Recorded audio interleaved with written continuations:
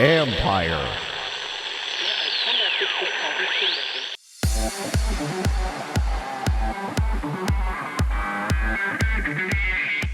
The high-end E-racing circuit is developing. The new Gen 3 vehicles to hit the Formula E circuit this year are the fastest, highest-performing electric race cars ever to hit the track, ever. And this is where it's really exciting for a company like Dow. That's Tim Boven, Commercial Vice President of Mobility Science at Dow, where a partnership with Jaguar is changing the grid in many ways.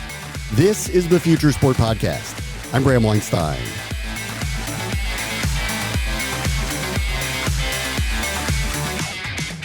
Sustainability is a priority in sports as it is on Earth. There's a trickle-down theory with this interview, which focuses on high-end motorsports that is powered by electric technology.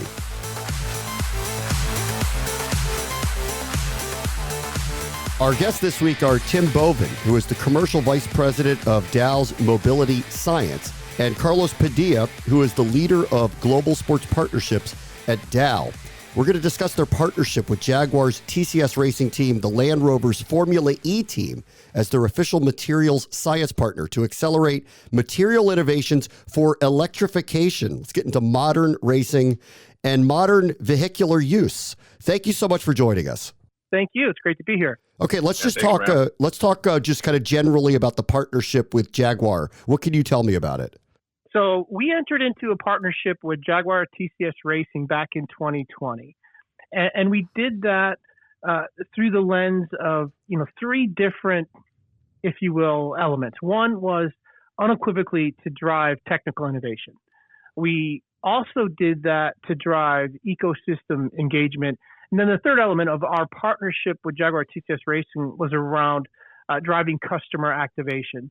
And we did that because we found as we were exploring vehicle electrification, we needed to embed ourselves with really where the future of vehicle electrification was occurring. And that is clearly in Formula E. It is unequivocally the proving ground for future electric vehicles. Okay. Why is it in Formula One racing, Formula Electric E racing, as opposed to some of the other major racing circuits? Formula E has been set up from the onset to be a net zero carbon circuit, and it is really all about high performance vehicle electrification. And that's why we joined that circuit. It is around proving out technologies that will go from race to road and driving low carbon mobility. That is what drove us there. That is the future of passenger transportation. And Carlos, could you weigh in a little bit on your end and how you kind of see this partnership? Yeah, absolutely. I think Tim hit the nail on the head as it relates to Formula E specifically. Obviously, when you're a global organization like Dow with far-reaching resources, far-reaching agendas, and different projects that we're working on from a science perspective, a sustainability perspective, innovation perspective, our tentacles really kind of go everywhere. This partnership really hit the nail on the head for everything that mobility science was looking to do in the electrification space. We do have partnerships in other racing series, specifically NASCAR. Obviously, it makes sense for all of the same reasons and the three different verticals that Tim shared, makes sense to be involved with that series, kind of from that angle with the OEMs, with Toyota, GM, and Ford. So, we don't only look in one area, and that goes across our entire portfolio in sports, but specifically to this one, it was around electrification and the future and innovation around those technologies that it made sense for Dow to play a part. Let me ask a broad question, and we'll get into some of the technology and the science. But why racing? Do you believe that proof of concept for technology and racing will trickle down to consumer level electrification vehicles? Yeah, absolutely. It's a great question, Bram. That is absolutely the reason we got into racing. It's why we want to be involved with racing. Racing from its onset, from the very, very early days, from the turn of the century, it didn't matter which racing circuit we're talking about. It was always around pushing the envelope for performance for automobiles. And today, pushing that performance envelope is with regard to vehicle electrification. Now, we've been involved as a company with racing actually as early as the turn of the century. This is a little history for Dow, but In the 1920s, we had a business portfolio that we called Dow Metal. It was actually magnesium that we had developed a unique process for extracting magnesium out of seawater, and we developed magnesium pistons, and we actually supported the team with the first magnesium pistons to win the Indianapolis 500 in 1921. Huh. And they did that there for the purpose of lightweighting, and that same trend has echoed through racing for decades. And so that's why we got involved with racing, because it drives innovation. And I'll add to that if I could, Bram. I think it goes for those of us and myself that's been involved in sports marketing and sponsorships and brand partnerships for about 20 years. I mean, the motorsports business and business model is famous for fantastic B2B opportunities, in just general sports and partnerships, relative mostly to the stick and ball side of things, because sponsorship truly drives, pun intended, I guess, motorsports in holistically. I mean, these cars for most racing series are not hitting the track without the funding of sponsorships, and due to that, they're incentivized. The teams are, and the leagues are incentivized to create great B2B interactions all the way up to the C-suite. So I think from an innovation perspective, what Tim is saying, but also from a B2B perspective, and that ecosystem engagement that Tim talked about a little bit earlier is very important there. And that just gives another reason why motorsports makes sense to Dow. Okay. Since you brought up performance of the vehicles, this is high-end racing here. Can you give me just kind of a broad overview of how these electric cars perform against traditional vehicles? I know they're not racing against one another, but where is the performance level at this juncture and at this point in the innovation? Yeah, no, the new Gen 3 vehicles to hit the Formula E circuit this year are the fastest, highest performing electric race cars ever to hit the track ever. And this is where it's really exciting for a company like Dow. You look at where these cars are going, they're pushing the boundaries for things like battery and energy efficiency. So one of the areas that we work closely with the Jaguar TCS Racing on is actually thermal management materials.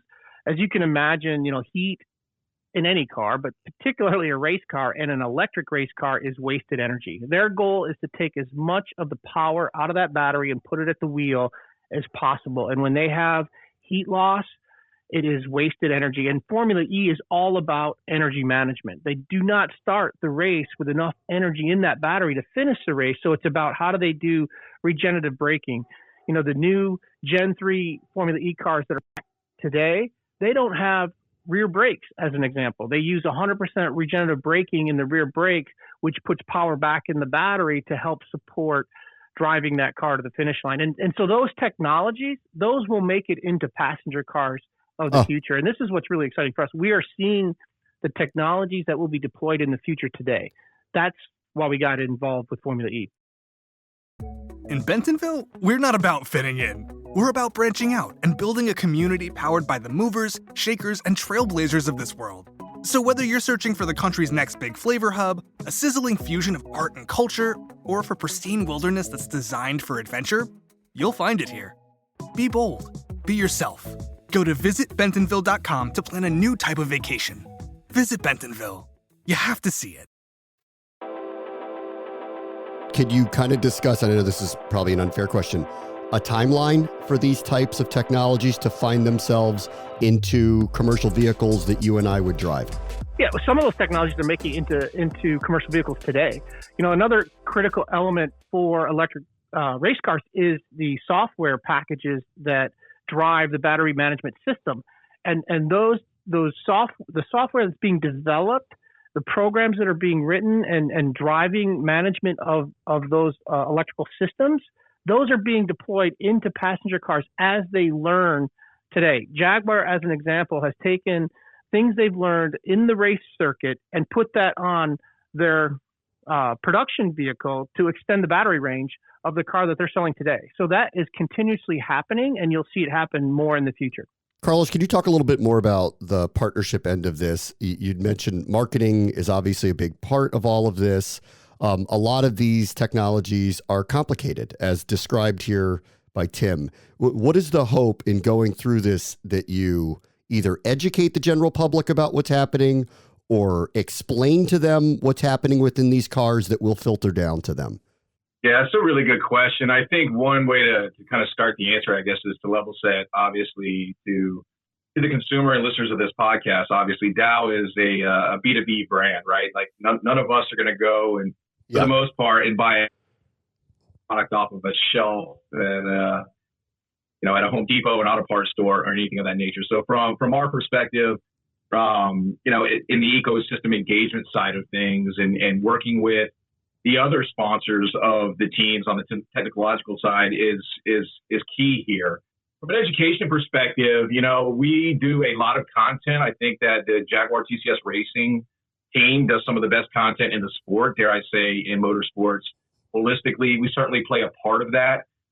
With being experts of our technology, and there's nobody better to explain our technology than us, so that when we work with the Jaguar TCS Racing team on the specific content, we provide the layman's terms, if you will, to the technologies taking place to go into the content to make its way to the fans and to the consumers to be able to understand, the ways in which these work. I mean, consumers are really excited and engaged, obviously, as you know, around, clean energy in cars. You look at the rise of Tesla, and just the amount of market share that they have, and then the competition with the other OEMs and trying to get to where they need to go for the future here. So consumers do care, and they care about the technology. They want to be able to speak to that technology, and nobody can do that, in our opinion, better than Dow through partnerships, like Jaguar TCS Racing. Yep. The combustion engine's been around a long time. Obviously, there's been a tremendous amount of innovation. Even now, go ask NASCAR racers what's happening within their engines year after year after year. Where are we? And I don't even know if you can discuss it, but where are we? Are we still in a first inning of innovation within electric vehicles right now? Well, this electric transition that we're seeing, this is the most radical transition in the automotive industry that's occurred since actually the invention of the internal combustion engine, quite frankly, right? So we are in early stages, in terms of what's possible. And this is where sport and Formula E is really, I think, essential, quite frankly, right? Because again, it's about pushing the boundaries of technology. It's about showing consumers and the general public what's possible. And so there's a lot of development to be had, both in, I would say, battery technology, power electronics, energy management, and then, quite frankly, even in traditional elements of the car. At the end of the day, you have to make an EV that's practical for the consumer. Yeah. And so you have to demonstrate to the consumer that it meets their requirements. Can it go 300 miles? Can it fit 7 people? Can it do all the things that people want a car to do? And that's where you see sport with Formula E driving the performance, showing people what's possible, taking that into passenger cars, showing the power that these vehicles can demonstrate, and the ride and handling that they can demonstrate. I would tell you, and all your listeners, if you haven't driven an EV, you really should get into one. They're actually quite remarkable. They have essentially no lag time between the accelerator and like a traditional internal combustion engine. The torque is amazing. Center of gravities are super low. The ride and handling is actually phenomenal. But a lot of people don't know that because they've never gotten into one. And so when they see it on track, they're like, well, hey, maybe I'll give it a spin and see what happens. Yeah. It is interesting with the education cycle of just wanting to own an electric vehicle at this point. Much of the marketing is centered around green technology, wanting to be part of a movement that way. What you are telling us here, and I think what a number of companies may end up going down the road of, is you're not losing any of the performance. You just have to give it a shot, right? Absolutely correct. You're not losing performance. In some areas, I would argue you're gaining performance and gaining functionality that you didn't have before. I mean, you think about things with EVs, for example. The fact that there's no engine, now all of these EV cars have they call it the frunk, right? So you have more storage capacity for the things that you bring every day. You see all of the big three in the United States introducing pickup truck lines, and those now can act as not only your mode of transportation, but they can power your job site. If you're a contractor, they can power your home if you lose your power and your lights go out. So there's a lot of elements that this technology is bringing beyond what the traditional cars could do.